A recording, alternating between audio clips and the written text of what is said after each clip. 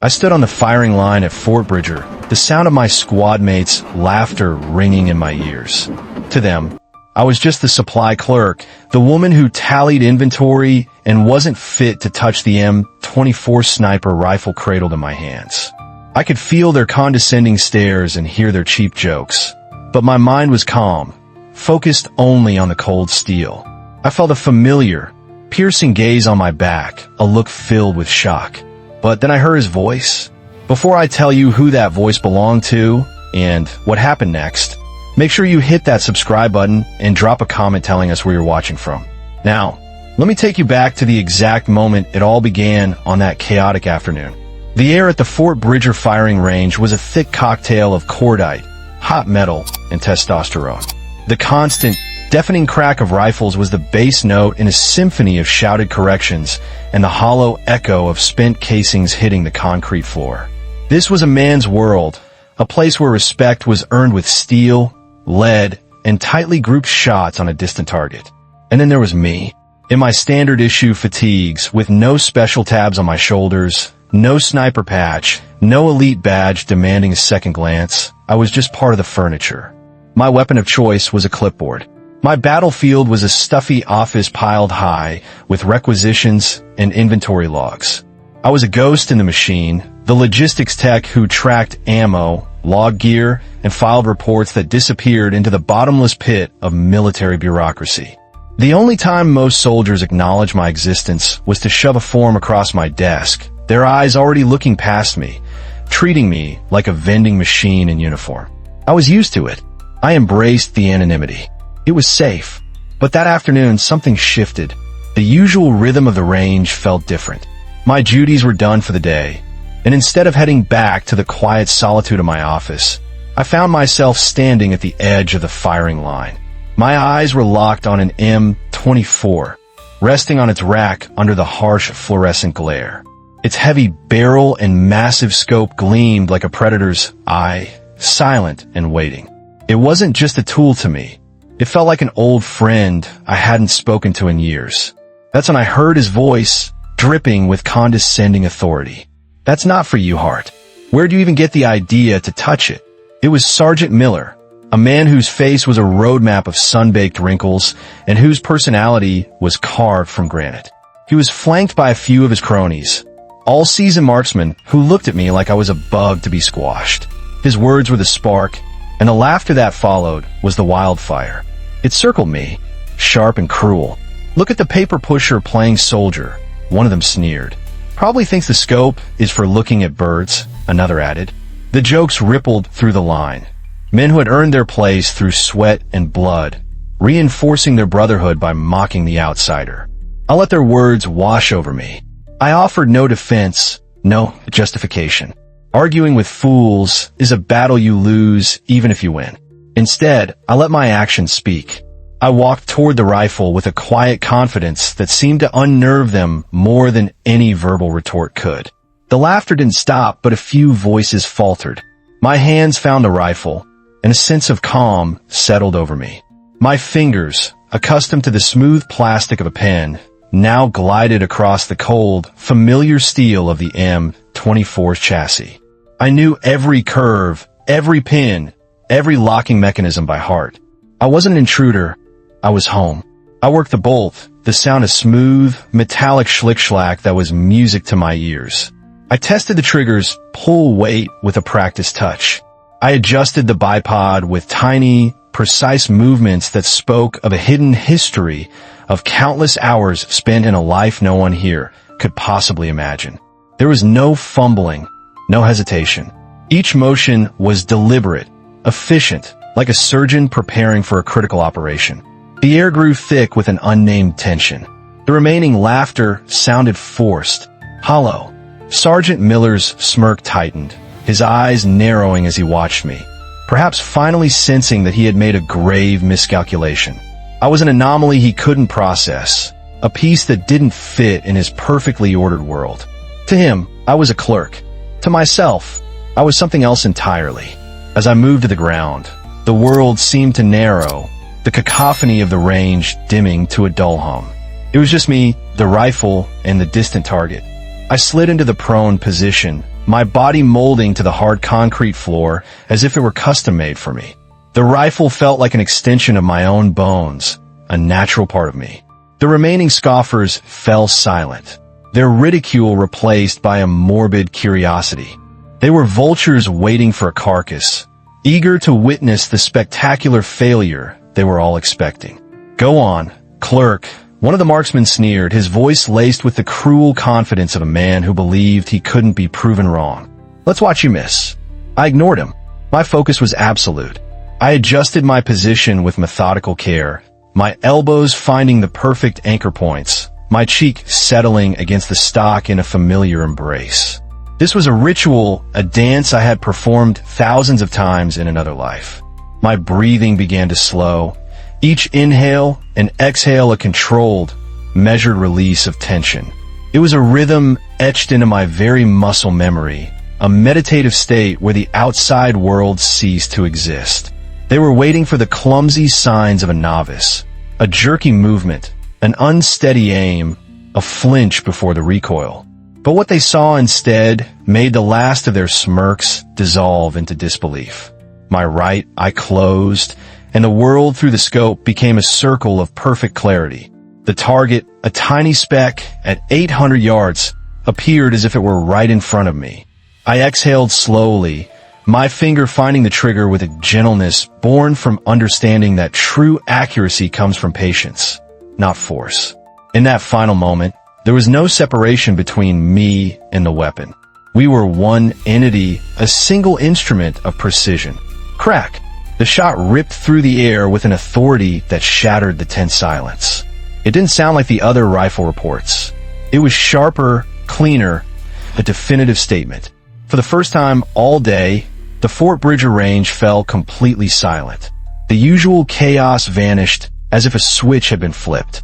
Every eye, including my own, snapped to the digital monitor displaying the target. A single, perfect hole stared back, dead center in the bull's eye. It was so precise it looked less like a bullet hole and more like a pinprick from the hand of God. Soldiers blinked, their faces a mixture of shock and utter confusion. This wasn't possible. It had to be a fluke, a 1 in a million lucky shot. I cycled the bolt. The smooth, mechanical sound echoed in the cavernous silence, a declaration of intent. There was no triumphant smile, no nod to the crowd, no acknowledgement of the perfect strike. There was only the calm, detached focus of preparing for the next shot. I settled back in, found my rhythm, and squeezed the trigger again. Crack! Another perfect hit, directly on top of the first. The hole in the monitor barely grew. The shot was so precise. Now, the disbelief on their faces was curdling into something else. A dawning, uncomfortable awe. This wasn't luck. This was mastery. Without a pause, I fired a third time. Crack! The result was the same. The grouping on the screen was so tight, it looked like a single, slightly enlarged hole. It was a level of consistency that even the most elite snipers on the base would struggle to achieve on their best day. Sergeant Miller's jaw was slack, his face pale. The men who had been making jokes just minutes before were now exchanging wide-eyed, nervous glances. Their entire worldview, their carefully constructed hierarchy of skill and status, was collapsing in real time. This quiet, overlooked supply clerk was operating on a level they couldn't even comprehend. Just as the weight of what I had done began to settle over the range, a new sound cut through the silence. The heavy, rhythmic thud of approaching combat boots. Each step commanded respect, the sound of undisputed authority. Colonel Wallace entered the room with the purposeful stride of a man who was used to being the most formidable presence wherever he went. He was scanning the range, a stern expression on his face, probably wondering why it was so quiet. Then his eyes fell on me. He stopped mid-stride, his confident momentum vanishing in an instant. The color drained from his weathered face. It wasn't the look of a superior officer angry at a breach of protocol. It was the raw, visceral shock of a man seeing a ghost. I watched him through the scope, my heart giving a single, hard thump against my ribs. I knew that look. He wasn't seeing Specialist Hart, the logistics clerk. He was seeing someone else entirely, a phantom from a past that was supposed to stay buried. His voice, when it finally came, was a ragged crackle that barely sounded like his own. "Where did you get that rifle?" The words were the same as Sergeant Miller's, but the tone was worlds apart. There was no anger, no challenge. It was a question laced with a haunted recognition, a plea for an explanation to something that defied logic. He knew that rifle, but more importantly, he knew the way I held it. He knew that stance, that impossible calm, that deadly precision. As our eyes met across the range, I could see the memories flooding his mind, memories I shared. For a fleeting second, I wasn't at Fort Bridger anymore. I was back in the swirling dust of a sun-scorched ravine on a mission that, officially, never happened. In a country whose name never appeared on any deployment logs. I could almost feel the searing heat, hear the frantic radio chatter, and smell the metallic tang of blood in the air. Colonel Wallace, then a captain, and his unit were pinned down, caught in a perfectly executed ambush. They were trapped, with enemy fire raining down from an angle everyone thought was impossible to counter. They were going to be wiped out. Salvation came from nowhere. A series of shots, fired from a distance that seemed to defy the laws of physics. 7 enemy combatants, all key strategic targets, eliminated with 7 perfect headshots at over 1,200 meters. The kind of shooting that legends are made of, delivered under conditions that should have made such accuracy a fantasy. 37 American lives were saved that day. And then, the sniper who took those shots vanished. The after-action reports were sealed, scrubbed clean of any mention of the shooter. The identity was erased, redacted into the deep black of classified history for reasons of national security so sensitive that even a man with Wallace's rank was never meant to know the full story. But he remembered. He remembered the whispers, the rumors of a ghost who walked among them for a short time and then disappeared. Now, watching me, with the same unshakable calm, the same fluid control of every movement, he knew. He knew beyond any doubt that he was staring at the phantom who had saved his men before vanishing into thin air. He was looking at a legend he thought was dead, or at the very least, gone forever. And that legend was holding a clipboard just a few hours ago. The moment Colonel Wallace's shocked question hung in the air, the atmosphere on the range transformed. It was no longer just about a clerk who could shoot. It was about the terrifying realization that a ghost was walking among them. The soldiers who had mocked me, led by a now silent Sergeant Miller, instinctively took a step back. Their bravado evaporated, replaced by a primal, uneasy respect, the kind of respect an animal gives to a predator it has mistaken for prey. Their loud, boorish laughter had melted away, leaving behind a nervous silence, the kind that falls when a group of people simultaneously understand they have been profoundly and dangerously wrong. I remained wordless, the center of a storm I had unintentionally created. I finished my cycle of fire with the same detached professionalism, cleared the M24, checked the chamber, and placed it carefully back on the rack. It was just a tool, and my job with it was done. Then I turned, walked over to the bench where I'd left my things, and picked up my clipboard. That simple act was more powerful than any words I could have spoken. By slipping back into my role as a logistics clerk, as if the last 10 minutes had been nothing more than a coffee break, I shattered their reality. I didn't explain myself. I didn't acknowledge the colonel's stunned recognition. I didn't offer a single justification for what they had all seen. My silence was a wall they couldn't breach. It carried more weight than any boast, was sharper than any threat. I existed in that chasm between their assumptions and the truth, and I had just demonstrated how vast that chasm was. The story of what happened spread through Fort Bridger like a virus. By nightfall, everyone from the mechanics in the motor pool to the cooks in the mess hall was whispering about the supply clerk who made Colonel Wallace freeze in his tracks. My personnel file was pulled, of course, but it told them nothing. It was a sterile, boring history of administrative support, a career that suggested the most dangerous thing I'd ever handled was a paper jam. The official record was a lie, and now everyone knew it. Colonel Wallace never gave a public explanation. His security clearance was a gag order, binding him to silence about missions that didn't exist and operators who were ghosts. But he didn't have to. The look on his face that day had been a full confession. When a full bird colonel shows a mixture of fear and reverence towards specialists, only a fool ignores the message. The entire social order of the base shifted. The jokes stopped overnight.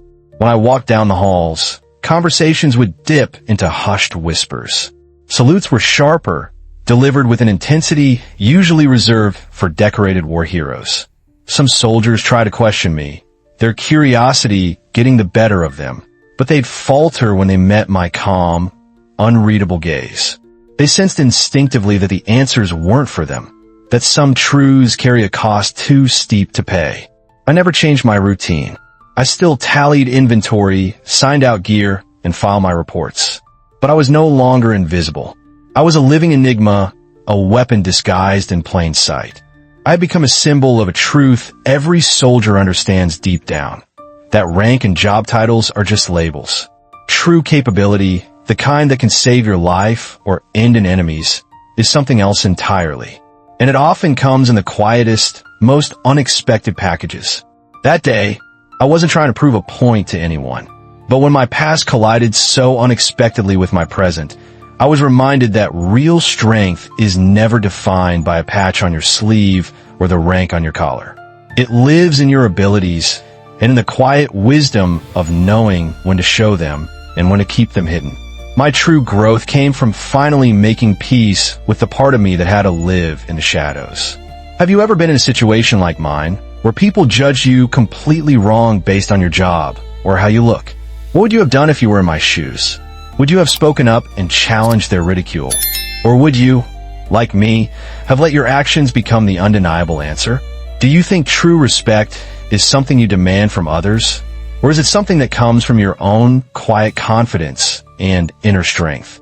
If my story touched you or made you think, do me a favor and hit that like button and subscribe for more real stories just like this one.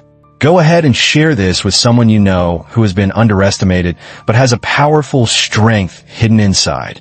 I promise, I read every single comment you all leave. More incredible true stories from my life are waiting for you right there on your screen. Go watch those next, and I'll see you tomorrow with another story that changed absolutely everything for me. You won't want to miss it.